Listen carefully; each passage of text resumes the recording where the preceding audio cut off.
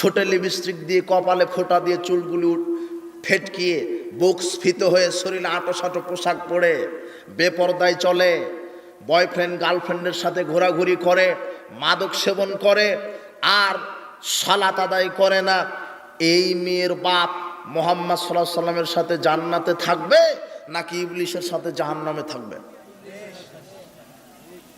আপনি নিজেই বুঝতে পারবেন যে আমার মেয়ের কারণে আমি কি মুহাম্মদ সাল্লাল্লাহু আলাইহি সাল্লামের সাথে জান্নাতে থাকতে পারছি, না আমার মেয়ের কারণে আমাকে ইবলিসের সাথে জাহান্নামে থাকতে হবে।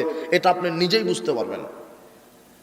দেখেন তো, আপনার মেয়ে যদি বেপরদায় চলে, আপনার মেয়ে যদি সালাত আদায় না করে, আপনার মেয়ে যদি বয়ফ্রেন্ডের সাথে ঘুরে বেড়ায়, আপনার মেয়ে যদি নষ্টামি নর্তকী গায়িকা নিয়ে ব্যস্ত থাকে, মোবাইলে গেমস খেলা নিয়ে ব্যস্ত থাকে, তো আপনি নগদ বুঝতে পারবেন যে আমার মুহাম্মদ সাল্লাল্লাহু আলাইহি সাল্লামের সাথে জান্নাতে থাকার সুযোগ আমি হারিয়ে ফেলেছি। আমার থাকার জায়গা কার সাথে? জাহান্নামে, ইবলিসের সাথে। কেননা আমার মেয়েকে আমি শিষ্টাচার শিক্ষা দেইনি। আমার মেয়ে বেপরদায় চলে ঢং ঢং করে, আমি বলতে পারি না আমি কাপুরুষ। আমার মেয়ে আজানের পরে সালাত আদায় করেন, আমি বলতে পারি না আমি কাপুরুষ। আমার মেয়েটা বয়ফ্রেন্ডের সাথে ঘুরে দিন রাত আমি দেখতে পাই, আর বয়ফ্রেন্ডের সাথে শিক্ষা সবরে গেছে, আপনি কিছু বলতে পারলেন না, আপনি কাপুরুষ। আপনি কি দেখাতে চাচ্ছেন? আপনার ছেলেটা ক্যারাম নিয়ে বসে আছে, মোড়ে তাস নিয়ে বসে থাকে, আপনার ছেলের হাতে সিগারেট থাকে, ইয়াবা থাকে, আপনার ছেলে আজান হওয়ার পরে মসজিদে যায় না, তার মানে আপনি কাপুরুষ। আপনি নিজেই বুঝতে পারবেন যে আমার ছেলে মেয়ে দ্বারা আমি জান্নাতে যাব না জাহান্নামে যাব।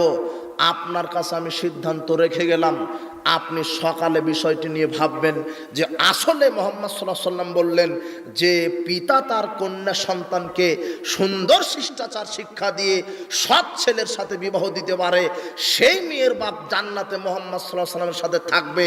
তো আমি কি পিতা হিসেবে আমার মেয়েকে সুন্দর সৎ সন্তানের সাথে, সৎ ছেলের সাথে বিবাহ দিতে পেরেছি? আমি কি পিতা হিসেবে আমার মেয়েকে সুন্দর শিষ্টাচার শিক্ষা দিতে পেরেছি? আপনি নিজেই বুঝতে পারবেন। কি বুঝতে পারবেন না?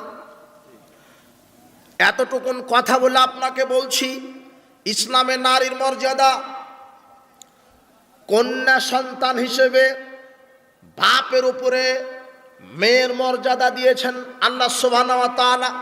মুহাম্মদ সাল্লাল্লাহু আলাইহি সাল্লাম নারীকে আল্লাহ সুবহানাহু ওয়া তাআলা কয়েকটা পরিচয়ে মর্যাদা দিয়েছেন। এই যে দেখেন, কন্যা হিসেবে বাপের উপরে মর্যাদা, এটা এক। দুই, বোন হিসেবে ভাইয়ের উপরে মর্যাদা। দেখেন, পৃথিবীতে আশ্চর্য একটা প্রাণী, পৃথিবীতে আশ্চর্য একটা প্রাণী, পৃথিবীতে আশ্চর্য একটা প্রাণী যার এক সেকেন্ড নিজেকে নিয়ে টেনশন করা লাগবে না, যার এক সেকেন্ড নিজেকে নিয়ে টেনশন করা লাগবে না, তার নাম হলো নারী জাতি। সুবহানাল্লাহ। এক সেকেন্ড ভাবা লাগবে না। কিভাবে? যেদিন জন্মগ্রহণ করেছে সেদিন থেকে তার বিবাহের বয়স পর্যন্ত তার লালন পালন, শিক্ষা, খাওয়া পড়া সব দায়িত্ব বাপের উপরে। কার উপরে? না, বুঝেননি মনে হয়। দেখেন, একটা নারীকে ইসলাম কতটা মর্যাদা দিয়েছে। যেদিন আপনার স্ত্রীটা বাচ্চা প্রসব করেছে সেদিন থেকে নিয়ে ওই মেয়ে বাচ্চার বিয়ের বয়স পর্যন্ত যত খরচ, শিক্ষা দীক্ষা, ঘর বাড়ি, গাড়ি, অসুস্থ হলে চিকিৎসা, খাওয়া, পেশাব পায়খানা, পোশাক, সব দায়িত্ব বিবাহের আগে একটা মেয়ের ওপরে। কার উপরে দায়িত্ব? বাপের। যখন বিবাহের বয়স হয়ে গেছে, বাপ যদি মারা যায় তাহলে যে ভাই আছে সেই ভাই বাপের স্থলাভিষিক্ত। বাপ মারা গেছে, সন্তান জন্মগ্রহণ করেছে, কন্যা সন্তান, বাপ মারা গেছে, এখন এই বোনটাকে লালিত পালিত করবে কে? ভাই। বলেন তো কে? ভাই। জাবের রাদিয়াল্লাহু আনহুকে মুহাম্মদ সাল্লাল্লাহু আলাইহি সাল্লাম বলছেন, কি ব্যাপার, তুমি কি তালাক প্রাপ্তা নারীকে বিবাহ করলে নাকি কুমারী মেয়েকে বিবাহ করলে? তখন জাবের বলছে, আল্লাহর নবী, আমি তালাক প্রাপ্তা নারীকে বিবাহ করেছি। তখন মুহাম্মদ সাল্লাল্লাহু আলাইহি সাল্লাম বলছেন, কি ব্যাপার, তালাক প্রাপ্তা নারীকে কেন বিবাহ করলে? কুমারী মেয়েকে বিবাহ করতে, সে তোমাকে ভালোবাসতো, তুমি তো তাকে ভালোবাসতে, সে তোমার সাথে খেলতো, তুমি তার সাথে খেলতে, ভালোবাসা আরও বেড়ে যেত, তুমি তালাক প্রাপ্তা নারীকে কেন বিবাহ করলে? তখন জাবের মুহাম্মদ সাল্লাল্লাহু আলাইহি সাল্লামকে বলছেন, আল্লাহর নবী, আমি আপনার কথা বুঝতে পেরেছি, কিন্তু আমার বাপ যখন মারা গেলেন তখন। অথচ আজকে যুবক যুবতী মোবাইলে এমনভাবে কথা বলছে, অথবা পাড়া প্রতিবেশীর একটা ভাবি আর একটা ছেলের সাথে এমন মজা করে কথা বলছে যে মনে হচ্ছে যে এদের সাথে 10 বছরের সম্পর্ক।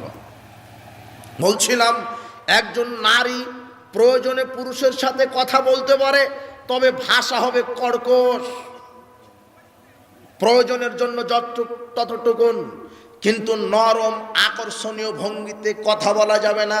বলছিলাম আপনি আপনার মেয়েকে সুন্দর শিষ্টাচার শিক্ষা দিবেন। মুহাম্মদ সাল্লাল্লাহু আলাইহি সাল্লাম বলছেন, যার 2টা কন্যা সন্তান আছে সে যদি তার মেয়েকে সুন্দর শিষ্টাচার শিক্ষা দিতে পারে, আপনি এইভাবে আপনার মেয়েকে সুন্দর শিষ্টাচার শিক্ষা দিবেন প্রথম।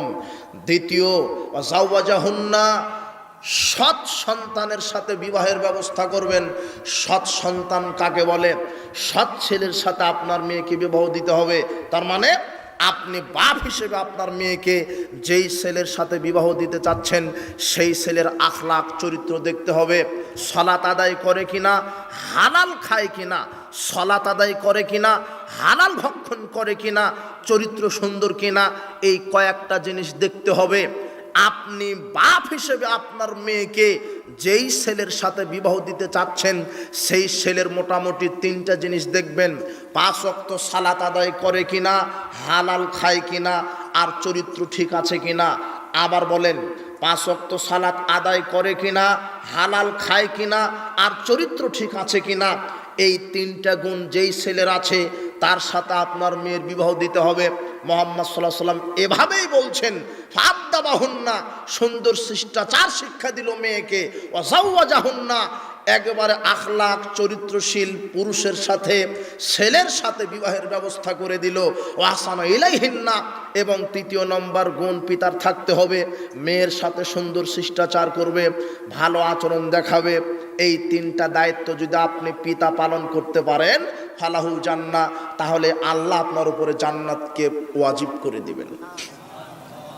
তো এখন আপনি দেখেন আপনার মেয়েকে নিয়ে আপনি জান্নাতে যেতে পারবেন কিনা, আপনার মেয়েটা আপনার জান্নাতে যাওয়ার কারণ হবে কিনা।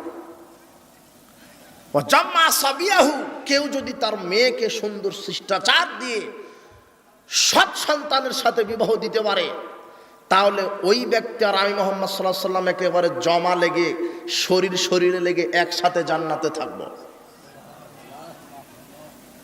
এবারে আপনার সাথে কথা, যার মেয়েটা বেপরদায় চলছে, না হলে খারাপ হবে।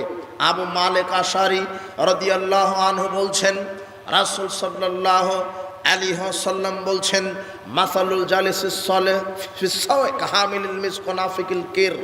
ভালো বন্ধু আর খারাপ বন্ধুর উদাহরণ হচ্ছে, ভালো বন্ধুর উদাহরণ আতর আলার মতো, আর খারাপ বন্ধুর উদাহরণ কামারের হাপর আলার মতো।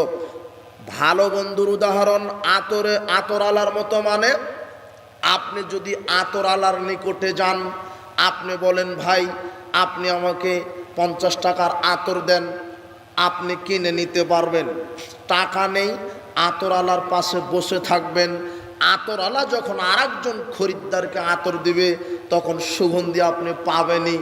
আতর বিক্রেতা আর আতর ক্রেতা বিরোধিতা করে অন্তত সুগন্ধি ঠেকাতে পারবে না। সুগন্ধি ঠেকাতে পারবে? ঠিক ভালো বন্ধুদের উদাহরণ মুহাম্মদ সাল্লাল্লাহু আলাইহি সাল্লাম দিচ্ছেন আতর বিক্রেতার মতো। যদি আপনার বন্ধু ভালো হয় তাহলে আপনার সন্তান ভালো হবে, আপনার সন্তানের বন্ধু যদি ভালো হয় আপনার সন্তানও ভালো হবে। এই কথা মুহাম্মদ সাল্লাল্লাহু আলাইহি সাল্লাম বলছেন। কিন্তু আপনার সন্তান ভালো, কিন্তু যেই বন্ধুর সাথে ঘুরে সে হলো মদখুর, গাঁজাখুর, বেনামাজি, 2 দিন পরে আপনার সন্তানও বেনামাজি হবে, গাঁজাখুর হবে। এই জন্য সঙ্গ দোষে লোহা ভাসে। আপনি পিতা হয়েছেন বলেই আপনার মেয়েকে এমন বান্ধবীদের সাথে ঘুরতে দিবেন যেই বান্ধবীদের ওযু গোসল জানা নাই, সালাত আদায় করে না, বেপরদায় থাকে। এটা আপনি বাপ হিসেবে নিজের দায়িত্ব, মা হিসেবে নিজের দায়িত্ব। আপনার ছেলে মেয়ে কার সাথে ঘুরে? সামাজিক জাহেলিয়াত বেড়ে যাচ্ছে এই সঙ্গ দোষের কারণেই। সামাজিক পাপ বেড়ে যাচ্ছে এই বন্ধু বান্ধবের অবাধ মেলামেশার কারণেই, পিতামাতা অসচেতনতার কারণেই। ছেলে কার সাথে ঘুরে, কোথায় গিয়ে মদ গাঁজা তারিয়া বা খায়, কখন আসর জোহর ওয়াক্ত হচ্ছে, সালাত আদায় করছে কিনা এই খবর পিতামাতার নেই। একটা মেয়ে কোচিংয়ের নামে কোথায় যায়। একটা মেয়ে সকালে বাড়ি থেকে বের হয়, সন্ধ্যার পরে বাড়িতে আসে, পিতামাতার কোনো খবর নেই। উপস্থিত পিতামাতা, যারা সন্তানের পিতামাতা আছেন তাদেরকে বলছি, আপনি আপনার মেয়েকে সুন্দর শিষ্টাচার শিক্ষা দেন। আপনার মেয়েটা দেখেন দুপুর 12টায় বের হয়ে রাত 12টায় ঘরে ফিরে। এই সময়ে কি করে? আপনার ছেলেটা দুপুর 12টায় বের হয়, রাত 12টায় ঘরে ফিরে। এই সময়ে কি করে? জিনা। আপনি সৎ ব্যক্তি হতে পারেননি, আপনি যোগ্য পিতা হতে পারেননি, আপনি যোগ্য মা হতে পারেননি। রাসূল সাল্লাল্লাহু আলাইহি ওয়াসাল্লাম বলছেন, যেই পিতার 2টি সন্তান থাকবে, কন্যা সন্তান, তাকে সুন্দর শিষ্টাচার শিক্ষা দিবে।